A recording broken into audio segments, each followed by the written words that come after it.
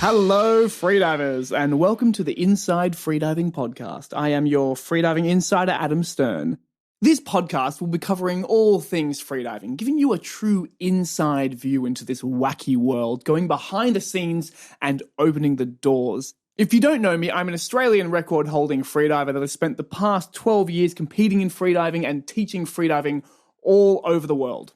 Today, I have two amazing guests joining me, and we're going to be talking about modern freediving training, how freediving training has changed over the years and what people are doing these days. I have world champion in the static breath hold discipline and world famous coach, freediving coach, Florian Dagoury. And I also have world champion and world record holder Fatima Korok joining us. So two absolute world-class freedivers, and I'm very excited to chat to them. So let's just jump in and get this thing going. Hello, everyone, and welcome back to the podcast. Today, I have world champion Florian Dagoury and world champion and world record holder Fatima Korok. And they've joined the podcast today because we're going to be chatting about training. The topic today is modern training practices. What works, what freedivers are doing, and trying to move away from the decades of crazy nonsense that you would have heard about, that I heard about, that I did, that others did, that effectively was bad training. So... Hello, Florian, and hello, Fatima. Welcome. How you doing? Hello, hi, everyone. Florian, tell us a bit about yourself. Like, where are you at? Where do you live? What do you do? And maybe a little bit about your journey into freediving. Yep. So I'm Florian, 35, from France. I live in Thailand for 12 years now. And I started with scuba diving 12 years ago, and slowly moved into freediving. And at first I was trying to dive as deep as possible, same as lots of us. And then over the years, I kind of turned my focus into diving longer and having like long dive, long breath hold, which last year led to first place at the World Championship. So these days you are a static specialist, correct? Yeah. What is the longest time you have held your breath? 10:47 in training. Oh, okay. So you're really close to cracking the 11-minute barrier. Yeah. It's next year. It will happen next year. How many, and just so everyone knows, Florian usually goes by Flo for short, which I think most Florians do. But Flo, how many people can hold their breath for over 10 minutes? Without the use of pure oxygen, because obviously, we see a lot of people, like a lot of magicians and stunts with like, oh, so-and-so held their breath for 20 minutes or whatever. But this was all done by using pure oxygen. So without cheating, how many people can hold their breath for more than 10 minutes? I'm not so sure, but probably in the whole history of the sport, probably 5. Awesome. Very cool. Very cool. All right. And Fatima, what about yourself? Give us a bit of a rundown. Hi, thank you for having us here. Well, I started freediving, let's say, recently compared to you guys. I was also a scuba diver before, and I was traveling around like 7 years ago, and I ended up getting to know freediving thanks to my travelings. Well, I did my beginner course in Utila. Well, obviously, who's into freediving might have heard about Utila. Mm-hmm. And I did the first course. Like after first day, I was like, okay, I'm gonna switch to freediving from scuba diving because I like this so much better. I was basically like looking for a life purpose and a new passion, because I was on the way to change my life from being a project manager and a tour guide in Budapest and like a very unhealthy person. I was more than 110 kilograms and I was smoking 2 packs a day and I was drinking a lot. And, I was like a big city girl. I was very different. So when I started to travel around I discovered freediving, I was like, oh, this is it. Like, this is for me. This is gonna, first of all, save my life and also give me a new path. So I was very happy, but then everything I do, I go in 150%.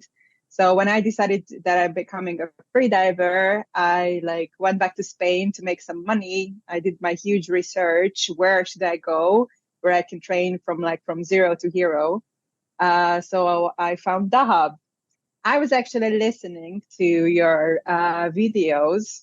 It was like, hello, freediving family. So I was so excited to finally arrive to Dahab. And I was like, oh, the freediving family, they're going to just be waiting for me, and then they're going to be with open arms. It's like, were they waiting for you? No, dude, no. It was so different. It was like the biggest disappointment of my life. You made me believe that they are out there. They're just not in Dahab. I spent 2 years in Dahab training. You didn't say that. Well, of course. But because we got to speak wonderfully about everywhere. And look, Dahab is great. Honestly, I had a great time in Dahab. I just feel like we're not putting this in the video. I don't know. But Dahab is filled with people who are cutting their teeth in freediving. You know what I mean? They are there to develop and transform. And the other thing is that so you got people who are very serious about their training, and it's also a really cheap place to go. So you got a lot of people who are really beginning their freediving journey, but becoming serious. And I always found this, and this was me too. When I was in Dahab, I was exactly the same. You know what I mean? Because when I was in Dahab, I was in my mid-20s, and I had everything to prove to everyone around me and myself, right? So I feel like same here. Yeah, I feel like Dahab is you can barely walk down the street without crashing into someone's ego. And no one can walk down the street without crashing into yours too. That was my time in Dahab. This beautifully sad. Just colliding egos left, right, and center. And let me tell you, I had a fucking big one. Yeah. Oh my God. When I went there, I was super fragile. So I was kind of waiting to find a community that will help me to get out from my own mental and health issues. And then I arrived, and I was very good in the water because I didn't had any EQ issues. That's what I contacted you about. Maybe you don't remember, but I was doing reverse packing naturally from the beginning. So on my first day of freediving, I was down to 35. On the second day, I was down to 42, and then 45, and then 49. And then I was trying to find someone who would do the 50-meter with me, but it was very hard because in the bay there is 49, and if there's high tide, then you can do. So how I did my first 50 on my fifth or sixth session of freediving, then I was I went under the bottom weight, and I was pushing my neck where I had my computer in the bottom where there was the sand. And then I went up, and it was finally 50.2. And I was like, yeah, I did the 50. Oh my goodness. You would have been a nightmare student. Oh my goodness. I'm so happy I never trained with you. Yeah. So the thing is that I never had actually an instructor who was guiding me. I was more this, I was listening to all the Free Dive Cafe podcast, and I was training with all these random people who were actually agreeing to train with me because, I've been training freediving for 2-3 weeks, and I was diving to 50 plus. So people were like, who's this weirdo? And, they were like, are you doing math, Phil? I'm like, I don't know what's math. I don't know what I'm doing. I'm just going, And then, so people were scaring me off. It's like, oh my God, you dive so deep, you're going to have a squeeze. Oh my God, you're not doing mouth, Phil. You're going to have a squeeze. Oh my God, you went so deep so fast. I think you're going to black out and die. So it was very... I mean, look, they weren't necessarily wrong. I mean... Hey, you came out just fine. The thing is, now we know so much more about training. Of course, but when I started, it was when everyone started to shift a little bit. Yeah. It's just everyone was pushing you back then to do something that it was written in the books, it was in the in the common knowledge. And then they wanted to force me also, some of the people, to, do something that was not working for me naturally. And I was like, no, I want to see like, like how far I can go. And I always went with my intuition with the training, and obviously my knowledge that I knew about sports and training cycles in general, because I have a competitive background as a synchronized swimmer, but I was a kid. Cool. Yeah. So I did synchronized swimming between like 9 and 14. So I knew, like some things, how it works. And then because I went through this weight loss journey, so I lost like 40 kilos. So I know how to do So there were two of you. like training cycle. Yeah, there was two of me. Yeah. So I did the same with freediving, like I know that you can't increase all the time. It's also not how it goes in any sport, like weightlifting or gymnastics. So you have to have a training cycle. So this is what I did also in my first year. I was like, okay, I do my depth, and I was like, okay, I'm going to go back and do my base training. So I did a lot of gym. I did a lot of swimming. I did a lot of like fun dive stuff, so I was just mixing up things. I was definitely not doing what the other people did. So I was pretty fast down to like 85 in the first like 8 months. Yep. And that seemed to work fantastic very well. I mean, and you did some extraordinary things, and like losing 40 kilos is a huge feat. You know what I mean? So like, congrats. But on the topic of like doing crazy things in Dahab and all this, Dahab was where I met Flo for the first time. And we met it wasn't in Thailand, actually. Oh, but like, okay. Well, now I'm the fool that doesn't remember. We were in the same freediving school, and you were like few levels above me. I think you were doing your master course, and I was doing my beginner course, my first experience. And we were on the same boat a few times. And then you moved to Dahab, and then we met in Dahab a year later. Okay. So Flo, going back in time to Dahab, let's have a chat about some of the things that we used to do that obviously we'd look back now and think that is a completely terrible way to train and get better at freediving. Yeah. Yeah. So I guess at the time there were not as many coaches as now. So like now you can get the basic education from different education systems, and then you get some coaches or you get some bodies to help you between the basic courses and then afterwards.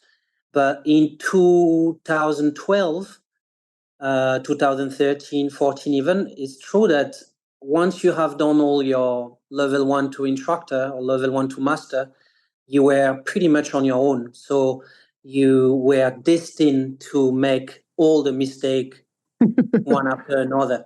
And in Dahab, we all been to Dahab. I mean, it's really a mecca of freediving, this place, like a huge community over there. It's a bit of a double-edged sword, because you're going to have people helping you, but then you're going to have also too much information and you just don't know who to listen to.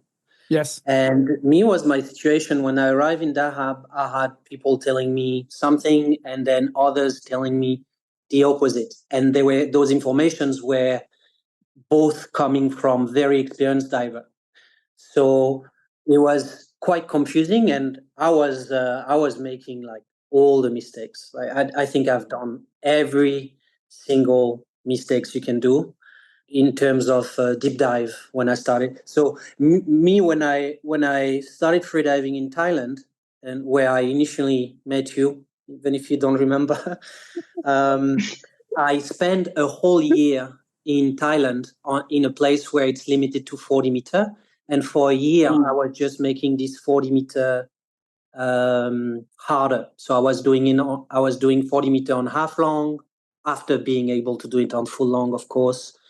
I was trying to do it on deeper excel than half long. Once the half long was done, I was trying to do it overweighted, underweighted.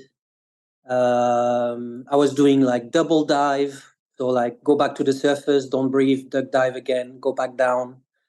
So basically trying to make 40 as hard as I can.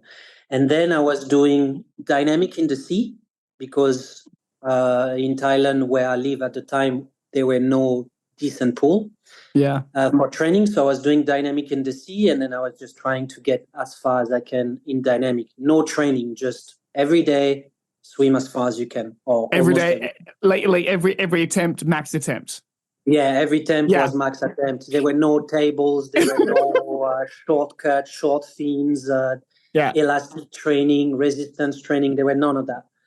That was the same as me, Flo. You know, when I first started, I was just like, every day I went to the pool. It's like, well, I've got to swim further today than I did yesterday.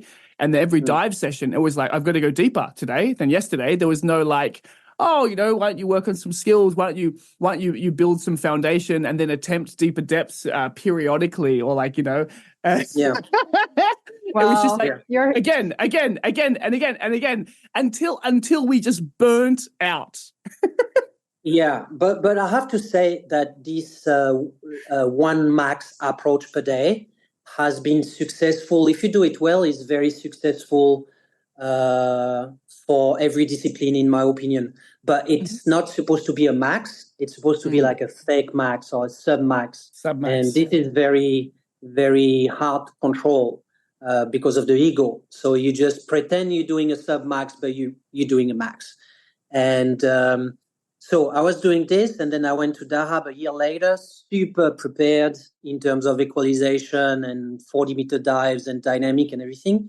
So I had zero problem with urge to breathe whatsoever, and equalization also whatsoever. So my only limit was the fear of like diving in slightly colder water as you're going down, or slightly darker water. So it was just mental adaptation for me. And within a month, that was like mistake number one that I've done, is just not care about blackout. And I was just blacking out every other day, or every 3 days. It was like I was doing oh my God. from 40-meter PB in Thailand. I was like 43 in Dahab. Okay, no problem with hypoxia. 46 next day, 49, 52, 55. And I did this till 80 within 4 weeks. So I just jumped from 40 to 80 within 4 weeks. Equalization was not an issue. Pressure was not an issue. Urge to breathe wasn't an issue. But the mental was not there. I was freaked out. Yeah. Do you think you're also like frying your nervous system on the way down, and a lot of these blackouts would have been like just nervous system shocks? I don't think like physiologically, I don't think the nervous system shocked. I think it's just you're going to build a massive trauma, like a mental trauma.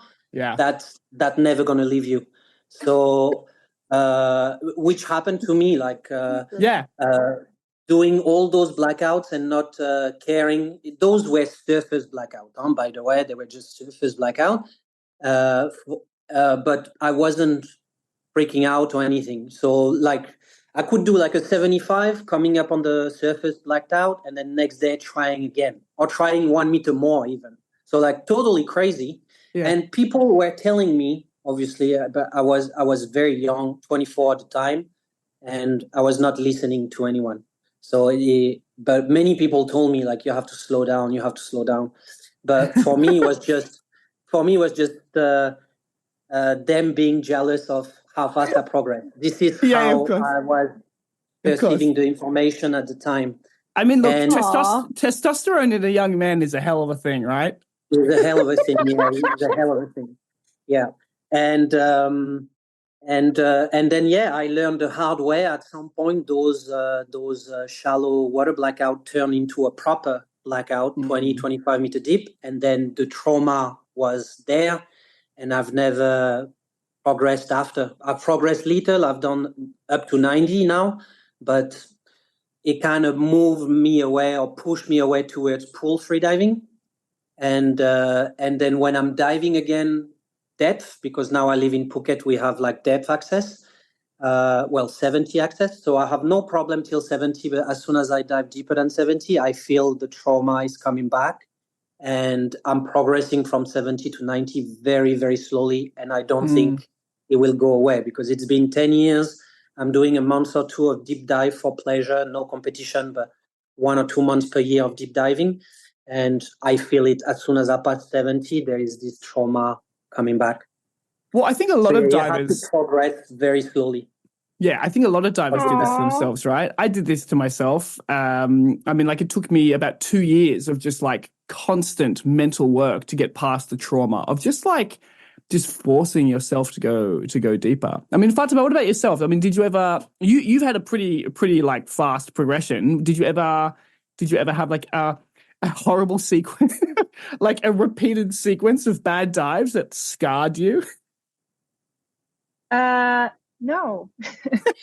Is like freediving for me, it is now and it has been always like a sacred thing. So when I'm in depth, that's where I'm kind of going to find my peace.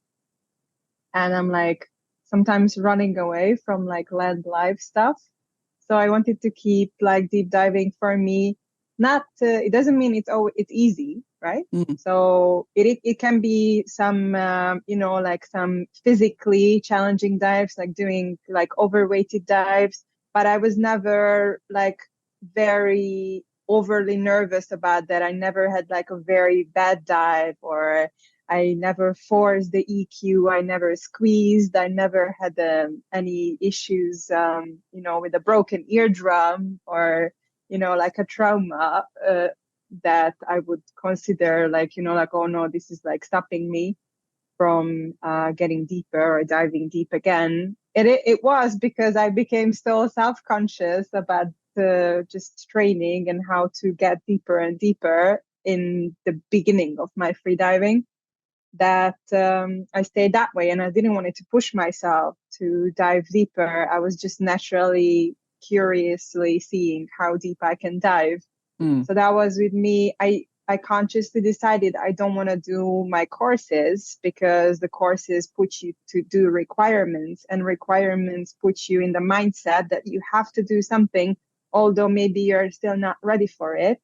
So for me, it was the opposite way, because doing courses would restrict me actually with the depth. So in this way, because I wasn't doing the courses, I was like free to do whatever my body felt Yeah. comfortable to do.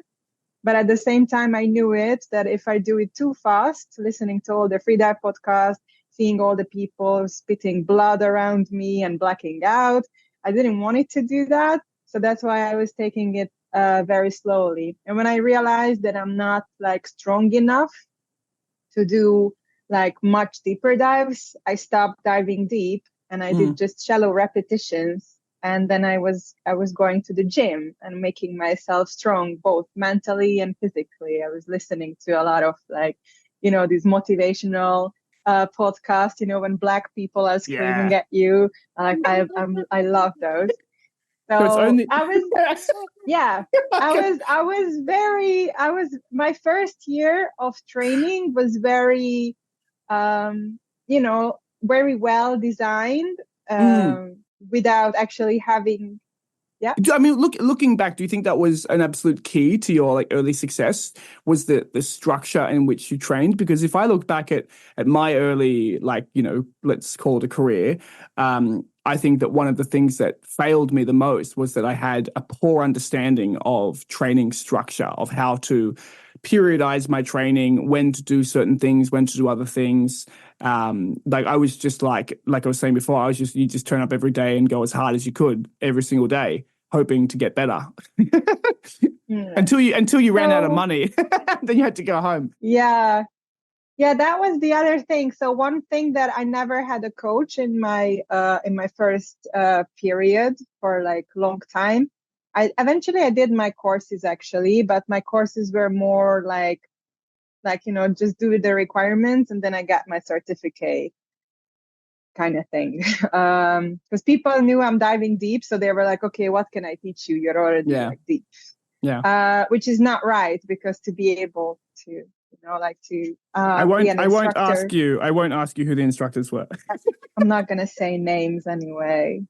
But yeah, so I think it was very good for me that I was training smart instead of like pushing myself. And because I went through the weight loss journey and I already fucked up my weight loss journey so many times. Like my first diet was when I was 11. And then when I lost the big weight and I started freediving, I was like 24 years old. So that was quite some year there struggling with my weight and my body image. So when I discovered freediving, I really wanted to just be kind to myself and really find a way how I'm gonna, get this deeper connection and do something nice for myself. And I struggled on land. So I obviously did overtrain like 4 or 5 times in the first year, but it was mostly because I did so many dry stuff as well. Like sometimes I did,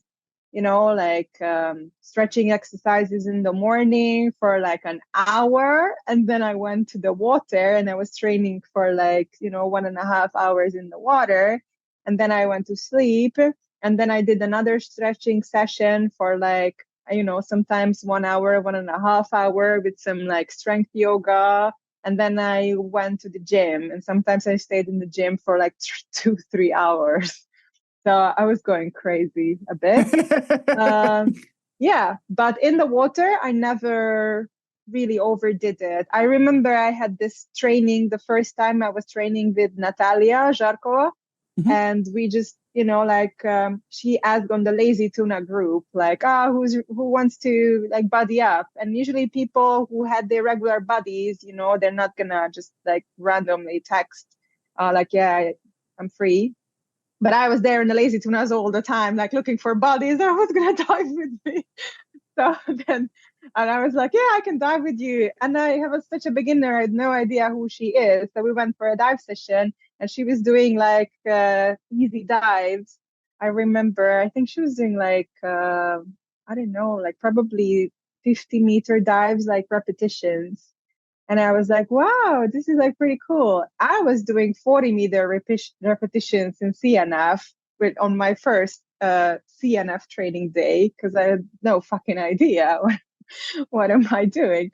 And then I did like 5 dives to 40 meters in CNF with 4 kilos on because I had no idea about that either. So she was like, at the end of the session, she was like, wow, you're pretty strong. No, I was like, you think so? Very low self-esteem and confidence. And then we trained together a few more times. So I had some like surprise PBs during that time. So I didn't always want it to go that deep, but sometimes because in Dahab nobody is measuring properly the rope, I wanted to go, for example, from 62 meters. I was like, I want to go slowly. So I want to do like 65. And then the rope was like, 67. I was like, yeah, whatever. So now I'm going to do like... we're painting quite the picture of Dahab here, I think. I mean, yeah, like what to do. Oh my God. Like my first time I did a variable weight, I crashed into the bottom of the blue hole because my instructor thought it's deeper. Anyway. Dahab. I was so traumatized by that. I was there for 3 years and I moved away 2 years ago and I've never been back so far because I need time to recover. I've never gone back to Dahab, but I would like to. I think we're actually going to do a deep week in Dahab, I think next year. But now is different because now I have actually friends who are athletes who are living there. And, actually like coaches that are good so you can go and train. Okay, I've got a question. I got a question for both of you guys. So obviously, I think it's from the sound of it, it sounds like learning how to structure training properly was something that none of us were really doing, and we all had to learn how to do it. Or at least Fatima was the only one who was doing it because she applied it she knew from other sports. But I was the smart one. Yeah. All right. Just in a humble way. Yeah, totally. Look, Florian and I were also smart. We were just ignorant, And that's 2 separate things, 2 very different things. And young and wild. Young. Yeah, and we were men. Young men are, young men are inherently stupider than young women. I did not say that. I did. I've got a boy and a girl. I've got kids, right? And let me tell you that girls develop much faster than boys do. But they're both that's scientifically approved. It is actually. Yeah. But so Flo, you teach a lot of people, you coach a lot of people. You've got a platform now, I believe it's called the Static Platform. Can you tell us a little bit about that? Yes. So Static Platform is two different type of training. The first type is some recorded guided training, breath hold, that I filmed. And you just put them on your TV, tablet, television, and just do exactly what I do for 30 minutes every day or whenever you feel like training. And that will get you to like 5-minute breath hold in a few weeks. And then if you're hungry for more performance, then I'll coach you personally. And I, of course, specialize in static. This is what I coach the most. But I also do a bit of dynamic and depth training as long as it's in the amateur level, let's say. Yeah, awesome. And when we were chatting before, you mentioned you've got an app coming out as well, or you're going to bring out an app for this. Yeah, so this is going to be big.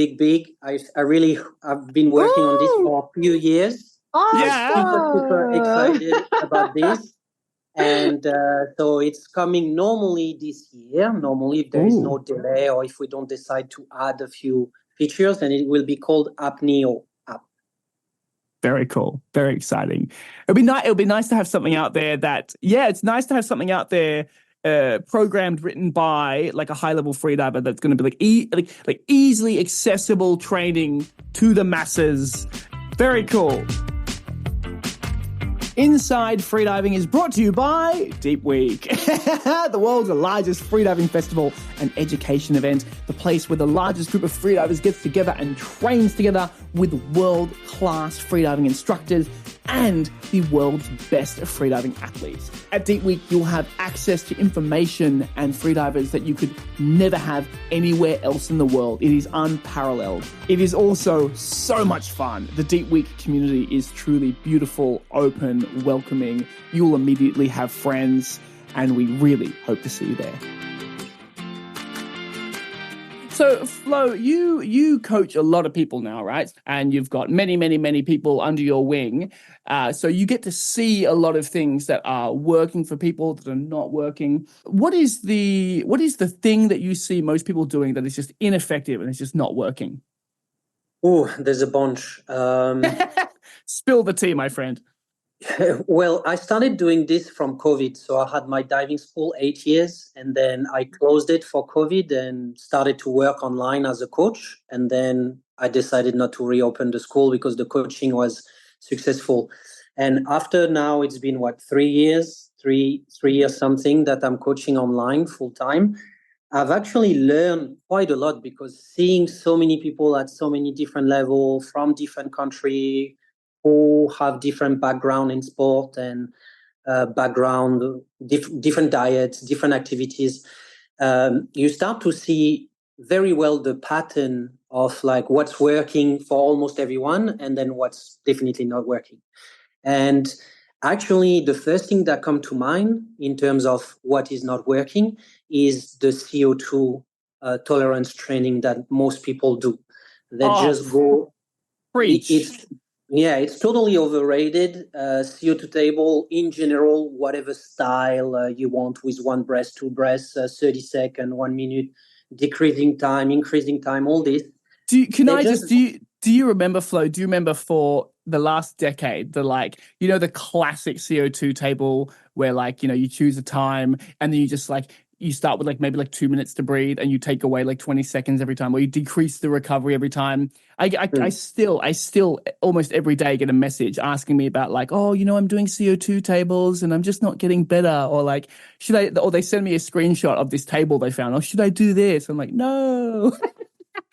I see this quite often for the past 3 years. And I mean, we have to train CO2 tolerance, and tables are there to take a shortcut to create the sensation of urge to breathe earlier in the breath hold. So they are helpful, but they are totally overrated, and you really don't need to do as much as people think. Yep. I mean, what's the alternative? What are you suggesting that these people do? I would say that they should train. So we're talking about the amateur levels, let's absolutely. say up to the instructor requirements, let's say. 40 odd meter divers. 40-meter divers, 4-minute breath hold, 100-meter distance in the pool.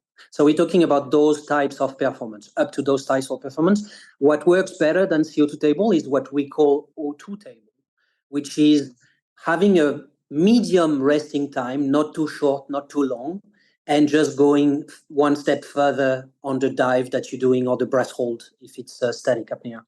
But so it would work for depth, it would work for dynamic, it would work for everything. And we call this O2 table as if you training to handle lower levels of hypoxia, but you're not really training hypoxia. You're training your CO2 tolerance in a much better way than the brutal way, which we call the CO2 tolerance. Yeah, so that would be definitely the first thing that has changed, like compared to training back in the day and then now. Personally, I did years of this style of CO2 table, and it was never fun and never beneficial. But yeah, I always find it very strange why it still persists to this day. All right, so the classic CO2 table is out; it's gone. Stop doing it, everyone, please. Flo, what else do you see in all of your students? What are they bringing to the table that you're immediately having to get rid of? So, don't get rid of the CO2 table totally. Just reduce it to maybe like one session every 5 or every 6 sessions. But they should still be there, but they should be not often. It's not supposed to be 50+% of your training routine, in my opinion. Yeah. What else there is, I would say, is stretching. I think stretching also.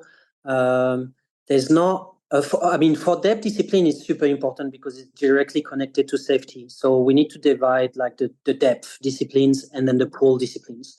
So talking only about the pool disciplines, stretching is also not very efficient in training. You don't have to be super flexible. You don't need to have like a crazy vacuum skill that look totally unhuman. Yeah. You just need to like be healthy. Like if you do any other sport, especially cardiovascular sport, like endurance sport, you actually don't need to stretch. If you run regularly or cycle or swim regularly, you literally don't need to stretch. And the stretching will become important when you get to high performances.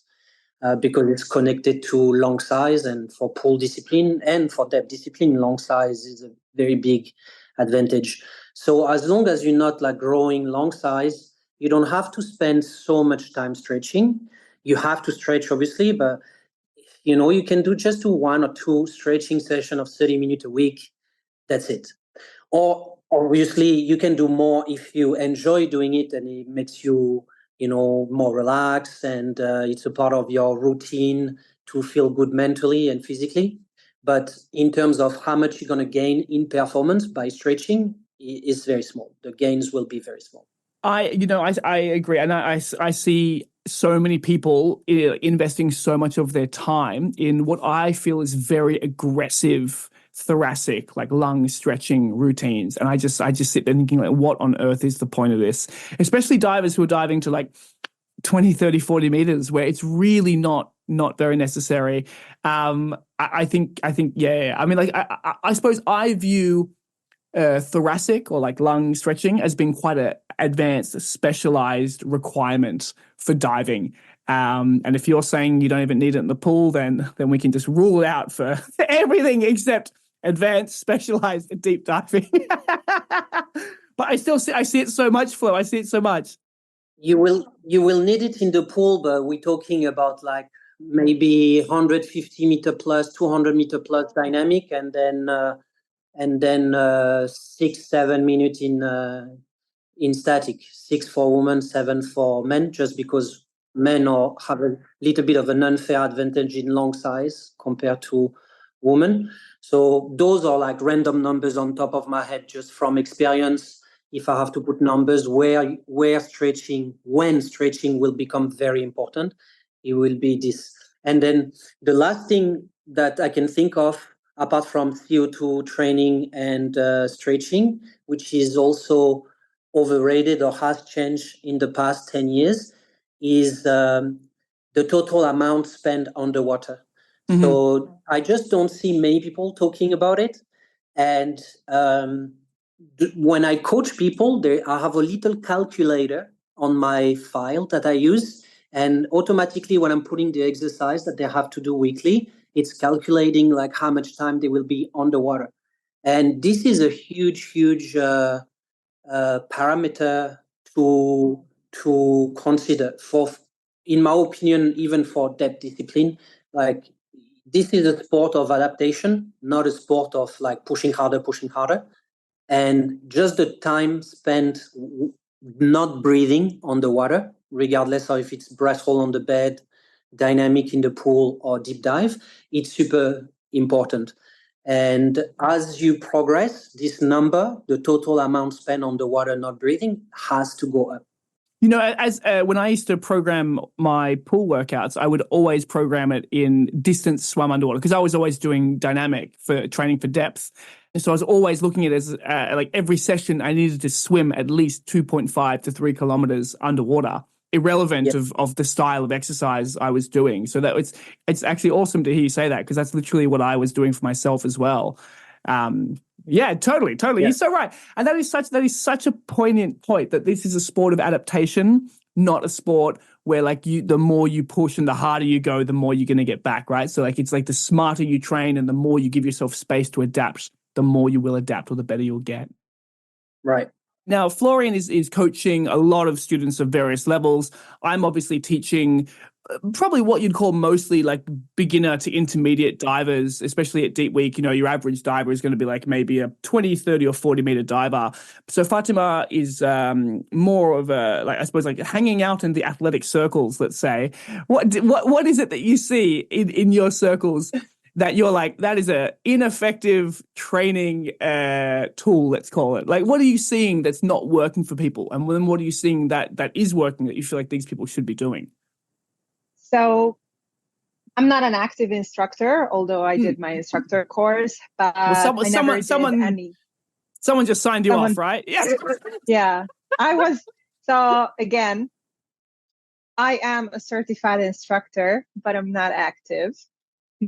What I do is like I'm an active athlete. So I'm a professional freediver, and I have my sponsors, and I do give motivational speeches when I have my off season, and I do give workshops mostly on breathing and stress release exercises and mental training.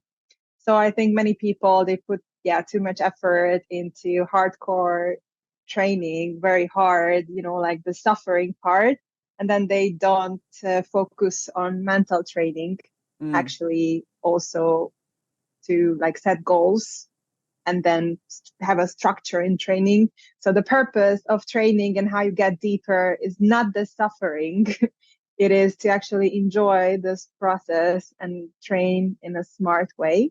So when you say that people aren't focusing on the mental side of things, I mean, is there anything in particular that you're doing? Does that, you know what I mean? Like what is that? What does mental training look like?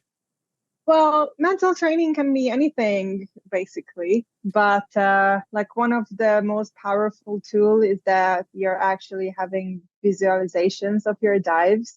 Like imagine how your dive should look like in the future in a way. Like I know when I started freediving, after a few weeks, when I discovered like this is actually a sport and there are people who are diving to 100 meters, I was like, I'm going to dive to 100 meters. And then everyone was laughing at me. And I was like, watch me. Fuck you guys. Anyway, so I started to do my training and put my mindset into, I'm going to do that. I had actually one occasions with biofins that I thought I already did the dive. So when actually I did the dive, it was a PB dive, a personal best dive.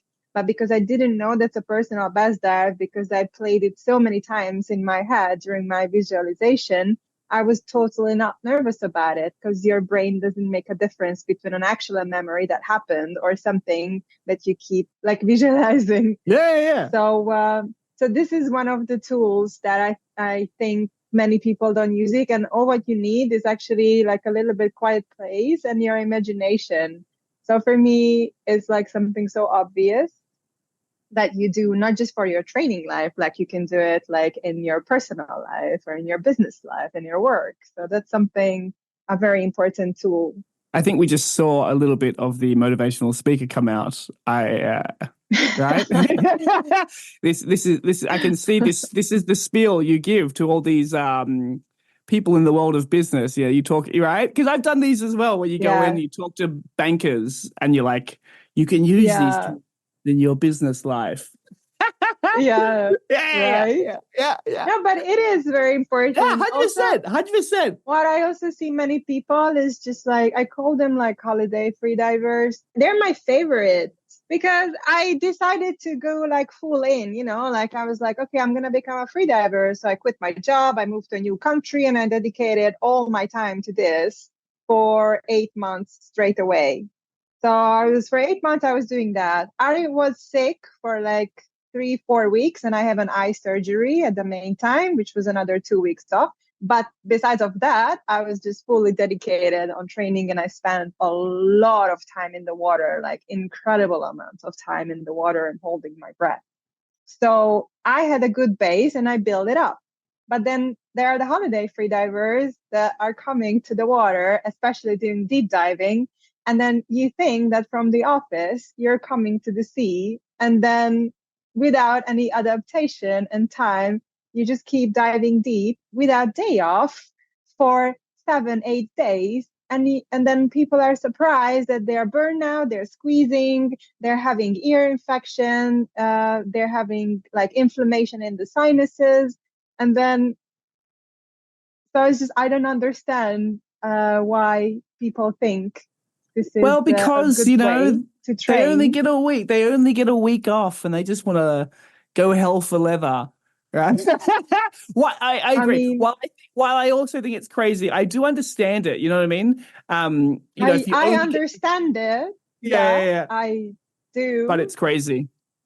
But it's not the right way. So like because I also did it, obviously, in my first 2 weeks of freediving. I was also diving incredible amount of time. And I did it later as well because I thought I can mix my training with me coaching in the afternoon. So spending 2 sessions, plus doing my gym training, plus doing my cardio and my stretching and not eating enough. So it doesn't work, obviously. So I did my mistakes as well there, obviously. But yeah, so like if you don't do anything when you're not freediving or in the water, then don't expect that you're gonna have a, like very pleasurable dives. And for me, it was always very important, not how deep I dive, but how I feel about the dive. And it's also part of the mental training because what Flo said, if you keep diving, but you don't enjoy it, you're just basically causing a scar every time you go down that becomes a wound. And that becomes like a trauma that it's so hard to fix. You would need actually to go to proper freediving therapy if you made yourself traumatized by these, not pleasurable moments. So I'll tell you a funny. I got a funny story about freediving therapy. If you want to hear that one. Definitely. Yeah. Go ahead, Adam. I want to hear. You want to hear? So I done all these dives. I used to love diving with the monofin. I was really a constant weight diver. I just I just did so many dives that I truly wasn't ready for, you know what I mean? And I did so many dives where I didn't train properly. It was just like, just like what we described, just going, PBs every day, training improperly, training without the correct foundation for the dives I was trying to do. And eventually I couldn't dive with the monofin. Every time I put the monofin on and I'd try to go down, I just turned like 50, 60 meters. And then so I went through this process, but I could still dive in all the other disciplines. I could do no fins, I could do free immersion, but I couldn't put the bloody monofin on. And I spoke to a psychologist about it all. And one of the things he said to do was he's like, you need to create different neural pathways with your monofin. And he said, put your monofin on and have sex. So that's what I did. Oh my God, you didn't. Absolutely. I'm like, come on. Oh, Freediving is my life, Fatima, you know? You do everything you can, everything. Can you tell us more? You know exactly what I did with that monofin. You know exactly how a freediver swings their hips when they're wearing that thing, right? Wow. Oh. Respect. But I will tell you, Fatima, that, holding the breath while having sex doesn't work because obviously the blood shift pulls all the blood away. So, worked for me. But it works for, it does work for you as well. I wanted to say it works for women. It's actually very good. And that's also part of mental training, you know? Yes, absolutely. Hold your breath and make love. Like if you're a free diver and you want something that you really love, then you have that in your head like all the time. Like I was taking hot and cold showers and holding my breath for fun, not for suffering. And this is how I'm still in love with the depth and then diving, because I create these happy things in my head. So you heard it here, straight out of the mouth of Fatima and Florian, that orgasms on breath hold are exceptional training methods. No. Did we actually say that? Oh, it must have cut out the sound of something. That's what I heard. Sorry, Flo, what were you saying? I was saying this little fun topic reminds me of a lot of people say that, they don't have much time apart from work, due to work to train. And Fatima said something like pretty cool where she says she was holding her breath from a place to another. And this is actually something that I've done a lot, and I would recommend it to a lot of people, as long as it's safe, obviously. Don't hold your breath while driving a motorbike, for example. But doing one or two strong breath hold a day for a long period of time is a very, very good method of training. Even if it's dry, like you wake up, breathe 5 minutes before you go to bed and do just one big breath hold. Or you walking somewhere to 7-Eleven or whatever, grocery store, and just try to do a few breath hold while you're walking. Or you go to the gym and lift some light weight holding your breath. And you can do a bunch every day in different scenarios. And if you keep this up for quite a few weeks, like maybe 2 weeks to 4 weeks, you'll see your performances in the proper discipline increase, and you haven't dedicated any real time to training. Yeah, I agree. Okay, so Flo, I tried this at one stage in my life, and I didn't like it. And it's only because I suppose I'm a person that really enjoys metrics, right?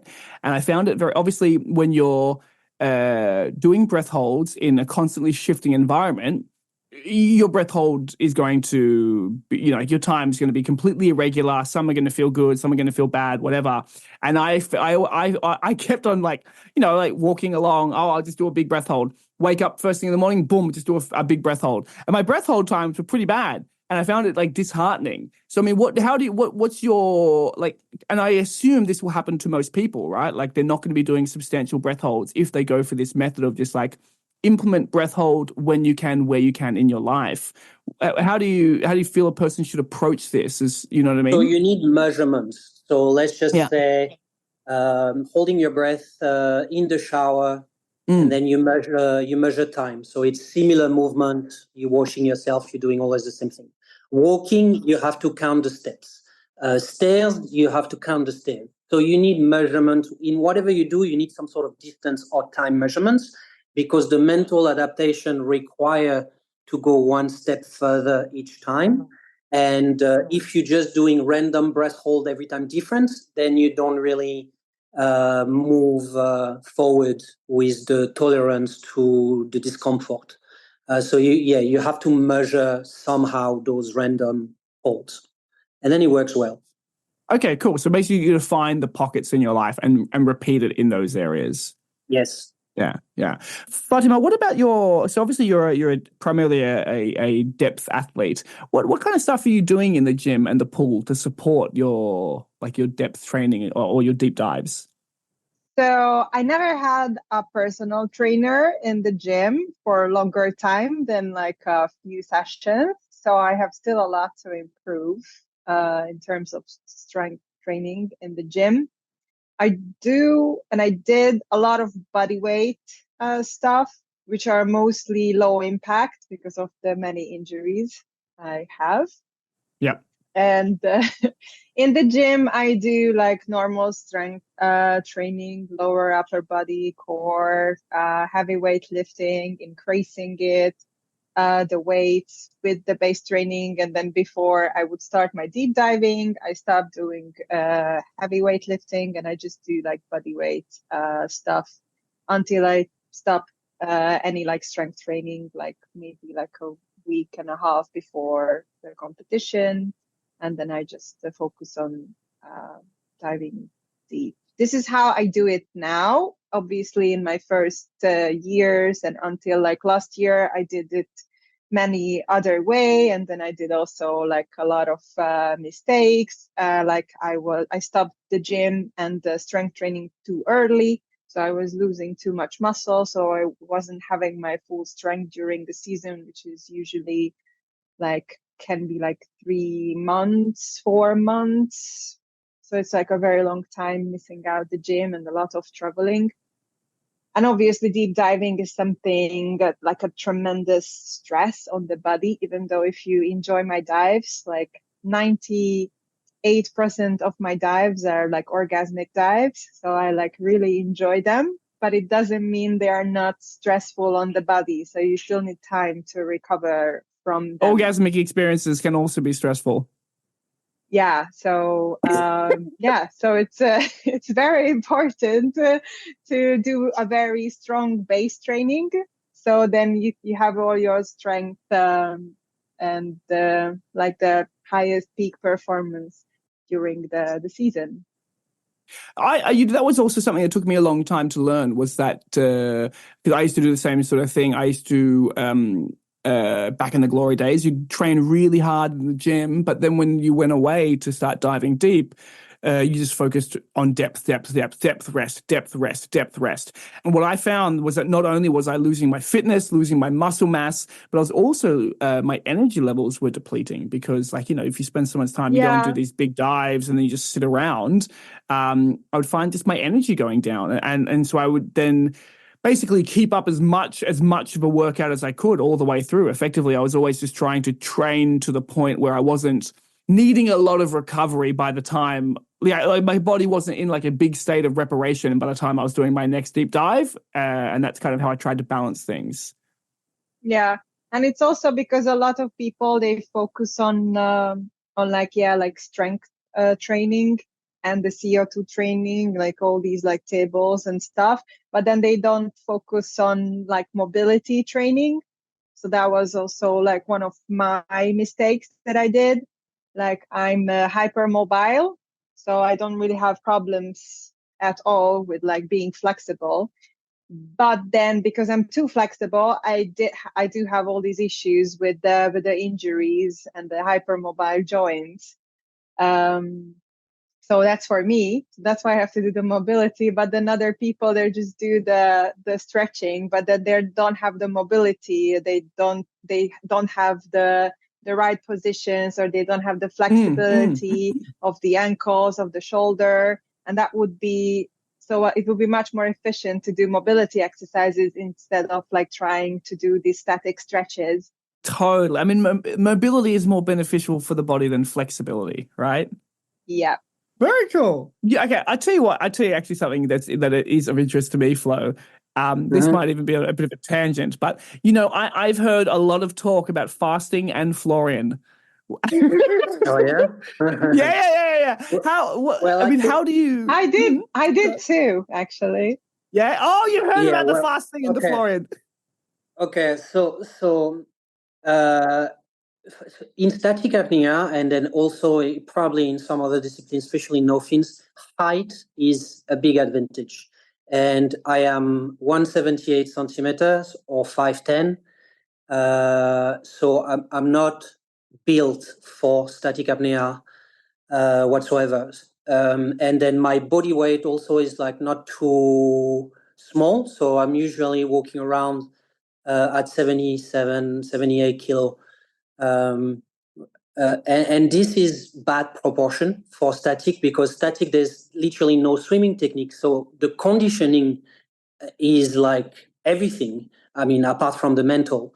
And long size compared to connected to weight becomes super important for me, more than other static guys. If you look at the champions in static apnea, they're all very, very tall, and they're all extremely skinny.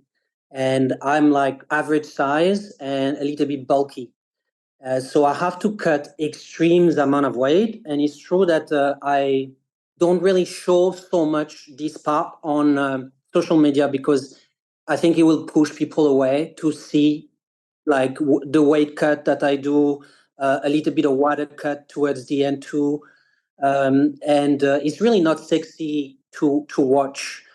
So I don't really like speak about it. And also, I just don't want to give the impression that this will just change your game or change your performance. It's really important, like when you above like 8.5 to 9 minutes in static apnea.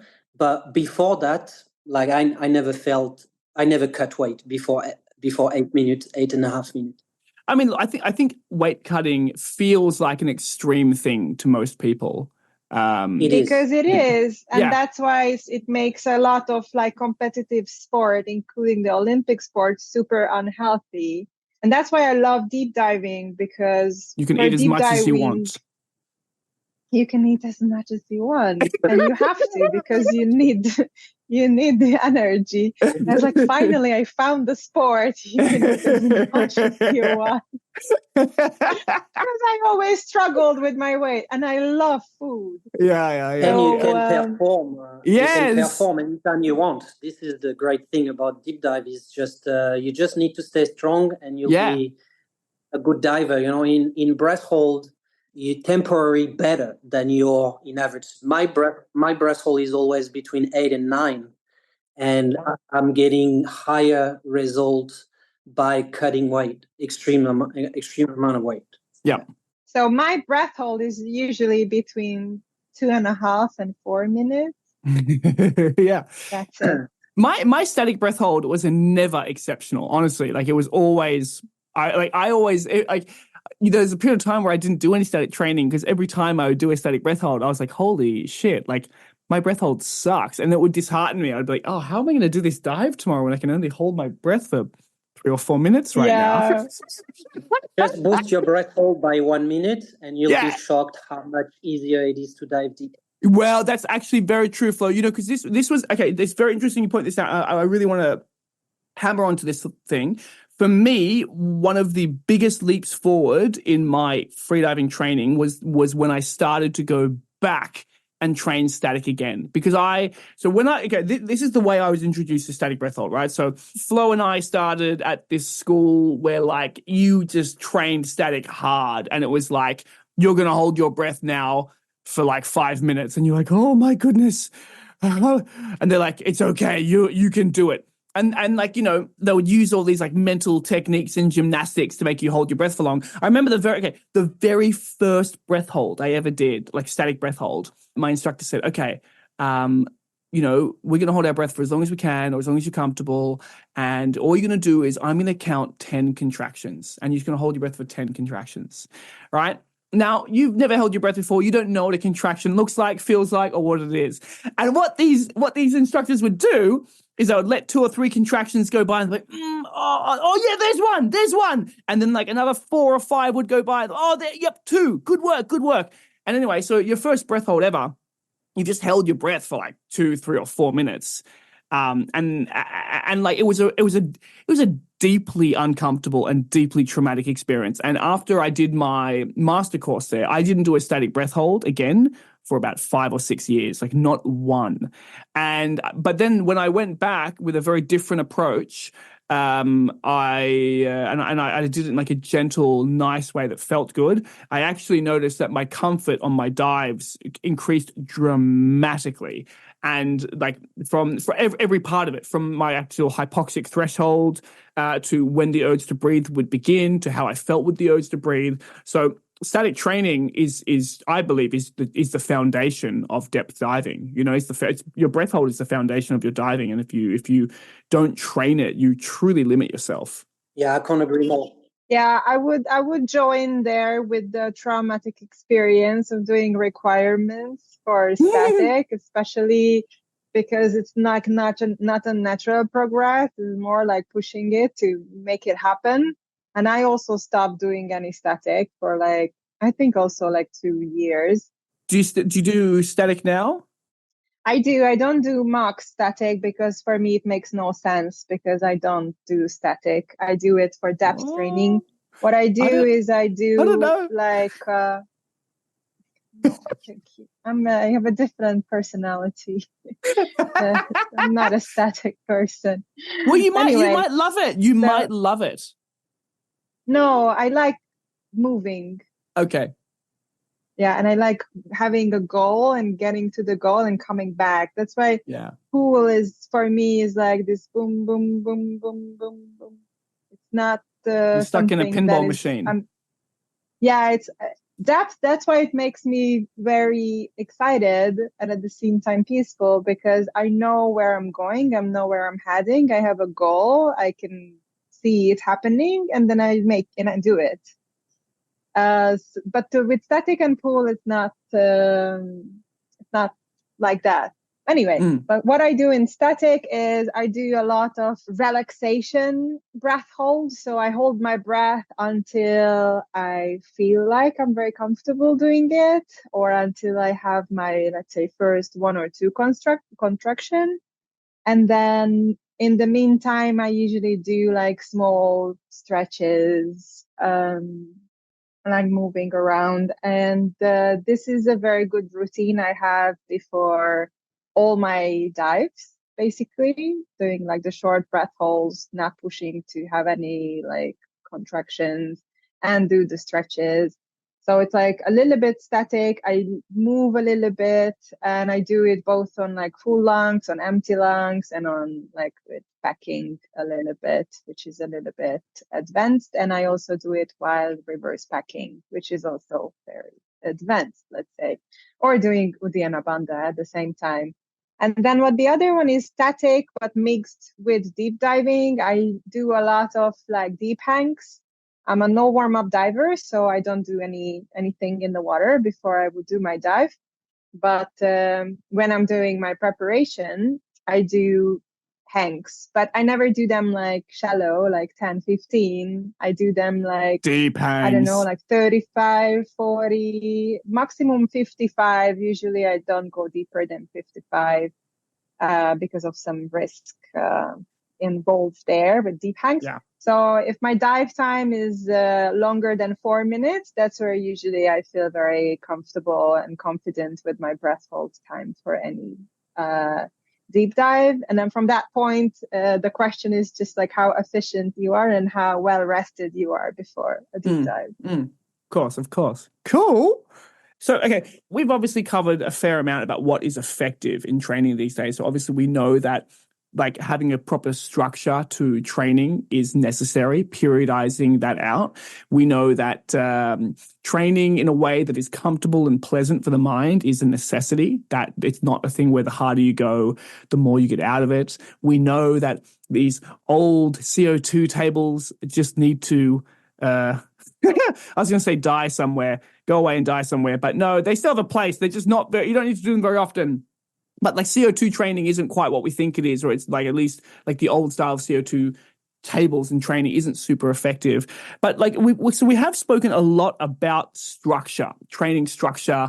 So Florian, you provide training structure for dozens of people all the time. Would you be happy to share with us maybe like a bit of a base idea about how you would structure someone's training, like working up to a PB or something along those lines, just to give the people listening a bit of a stronger idea of what we're talking about? Yeah. So first of all, I usually try to identify what's the problem, and there is much less problem than we think. Everyone is going through the same thing for depth, the same thing for dynamic, the same thing for static. And then after, I just combine like a breasthhold routine, so some breath work. Even for deep divers, I will always give them some small static, very much like Fatima said, a mix of stretching with small breath hold up to the first contraction maximum. This is just excellent routine.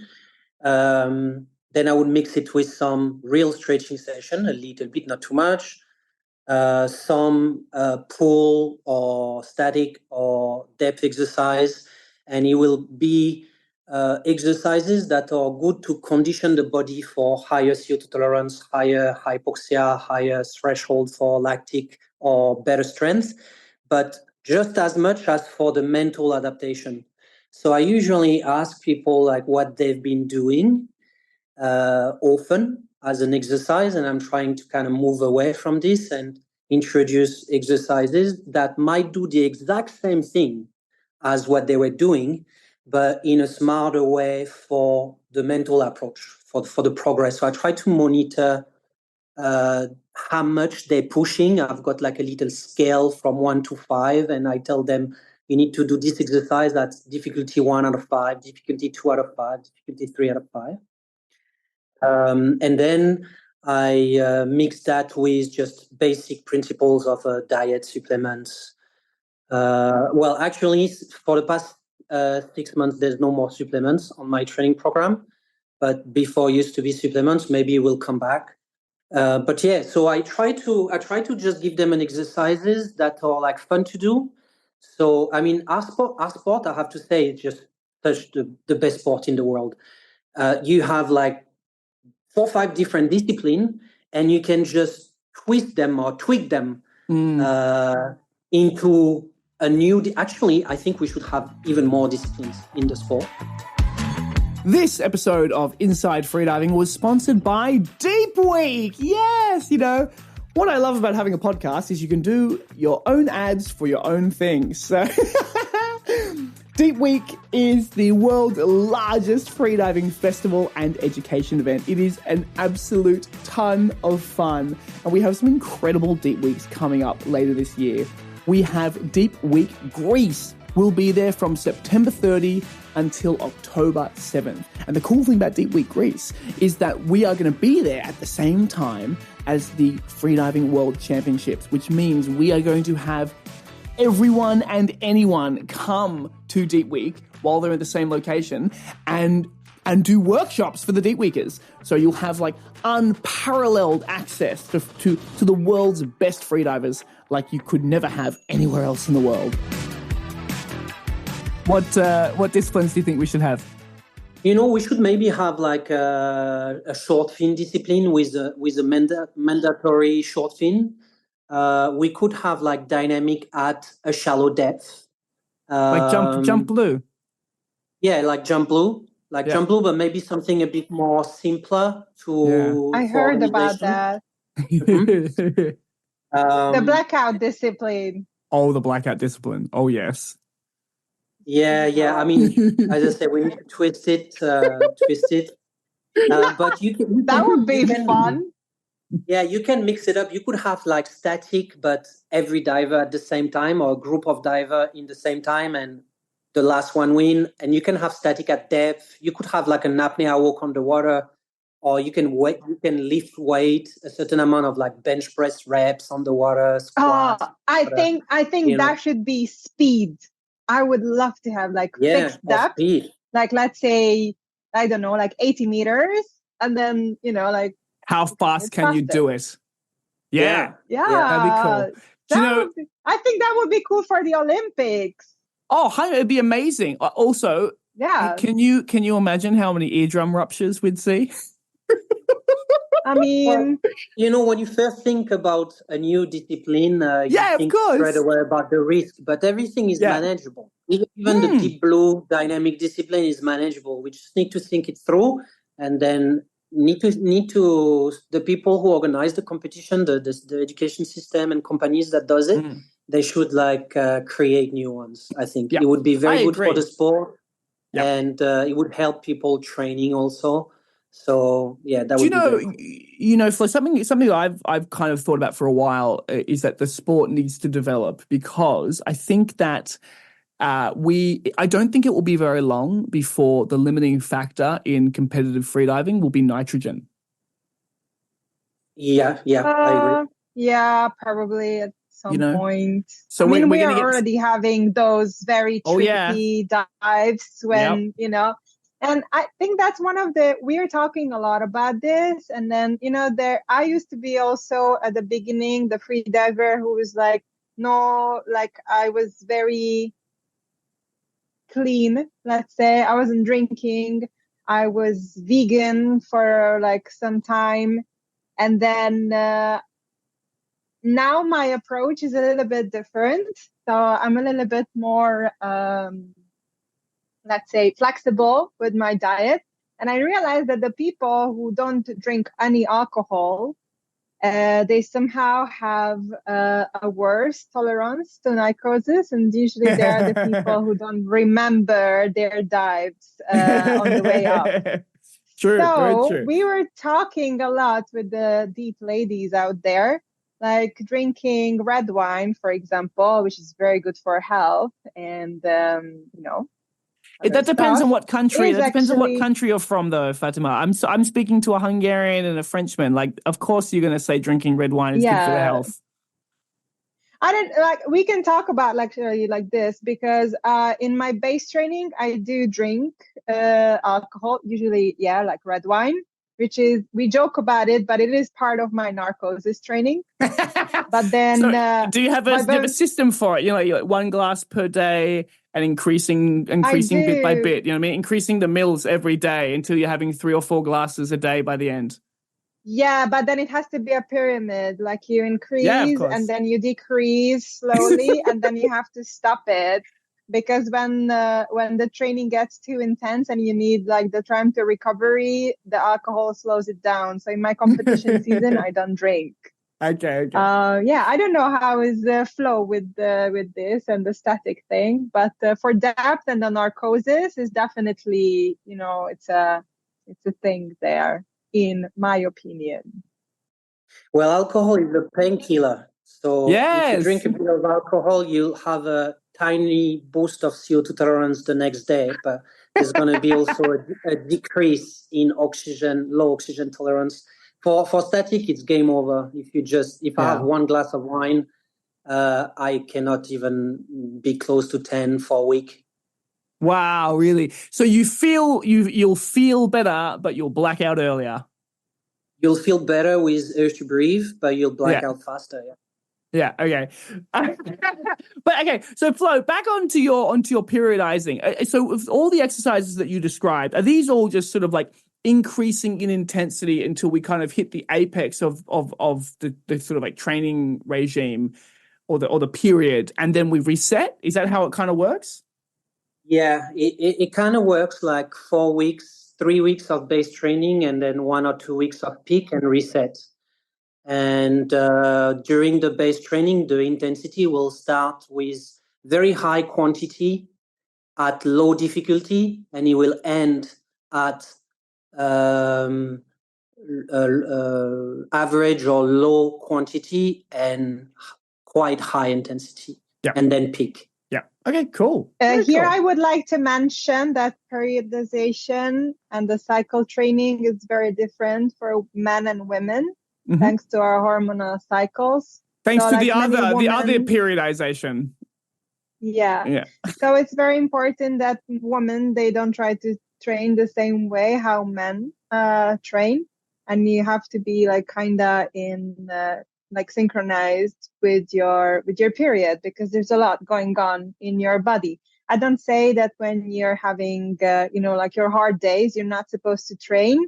It's just you have to know what's going on with your body. So, a lot of the women that I've trained with have said that they will perform best when they're having their period because it increases their blood pressure, which they found to be helpful. Yeah, I had basically most of my national records, world championship medals, world record on my period. Fantastic. So I can totally, yeah. So basically, that. don't attempt a PB dive if you're not on your period. I would not say that. I would say is before you're having your period. That's a very sensitive, like let's say 5-6 days, when you should consider that it's maybe not the best time to have any PBs. Like I can feel like I can lift easily. Let's say I don't know, 60 kilos doing like leg presses, and then before my period it drops down to with like 10 kilos. Okay. Yeah. So there is a difference that you can feel. I would also just like to point out that men also have a hormonal cycle, and we get our male equivalent of the period too. It's very interesting to read up on.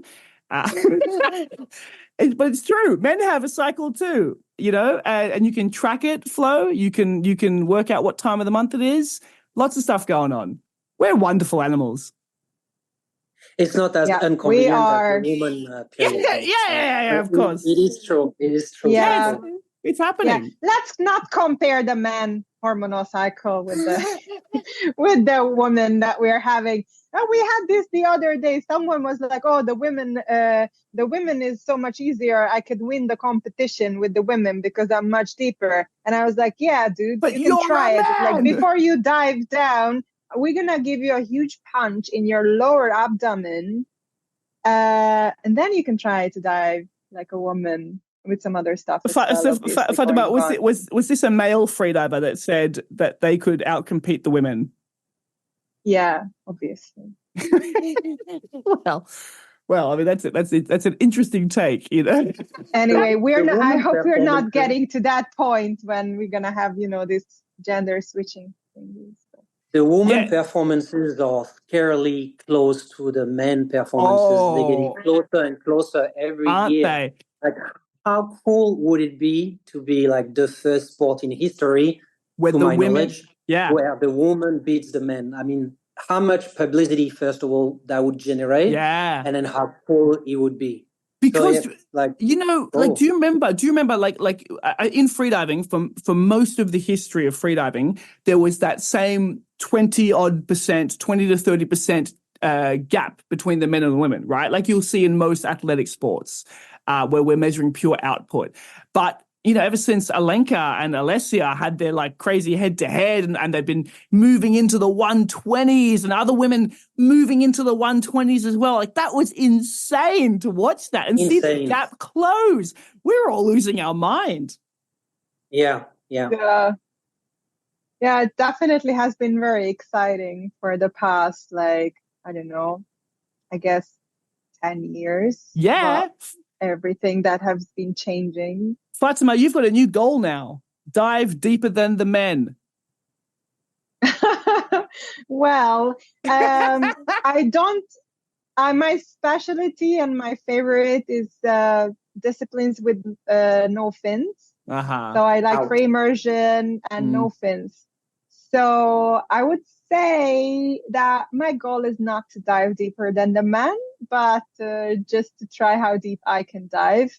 And I never tried monofin diving. So I think with equipment and with the quality equipment and with the right technique and with no injuries, maybe with monofin, it's possible to have the same depth or even deeper than men. But because of our biological differences, I don't think so it's possible without equipment like free immersion and no fin to have deeper dives than men. It's my humble opinion.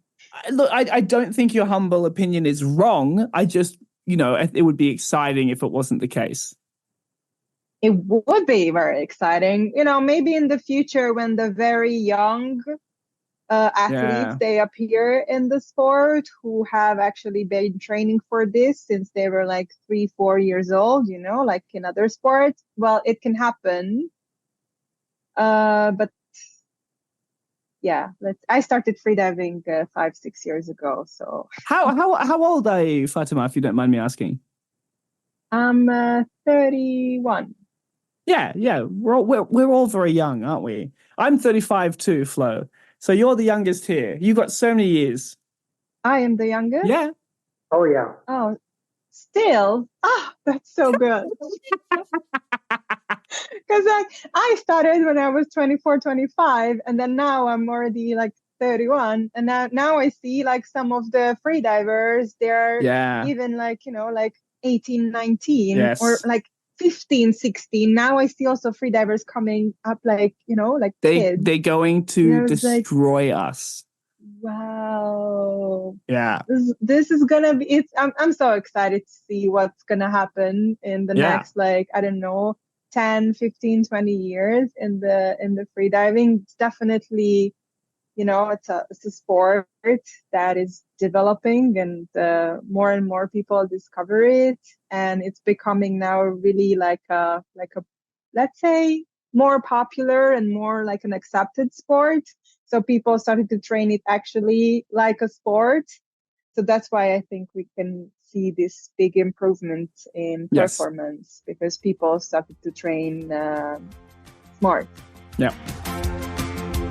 I hope you don't mind if I jump into a little ad, but this year we have some incredible deep weeks coming up. Later in the year, we'll be doing deep week in Greece, in Taiwan, and Thailand. You can check out all the dates and the details and the prices and the la-di-da at our website, www.freedivingfamily.com, and we hope to see you there. All right, well, let's wrap up with, Fatima, one piece of advice for all of our budding freedivers out there. If you could tell them one thing, what would it be? One? One only. Well, my advice to every freediver, and mostly talking to depth freedivers, is to focus on the emotions and the pleasurable dives and not on numbers. And if you train smart, then the results will come by themselves. And then this is how you're going to enjoy the process and not just wait for an outcome or for a number. Beautiful. And what about yourself, Florian? One piece of advice to all the budding freedivers out there. I would say everyone should do a little bit of a breath work dry, regardless of what do you like to do, which discipline you like to do. Doesn't matter. A little bit of breath hold dry will help performances, and it will not only help performances, but it will just decrease the urge to breathe and therefore make you have a better time on the water. Beautiful. Awesome.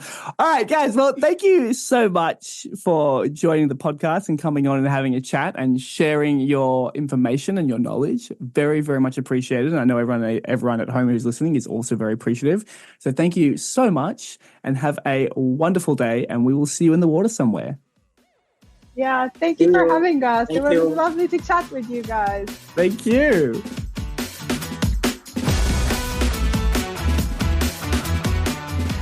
Thank you so much for hanging out with me and listening to this episode of Inside Freediving. I really hope you took something away about training that can affect your diving, that can change the way you train, transform you as a freediver, and take your diving to the next level. I hope to see you at the next one, and I will see you in the water somewhere. Thank you and goodbye.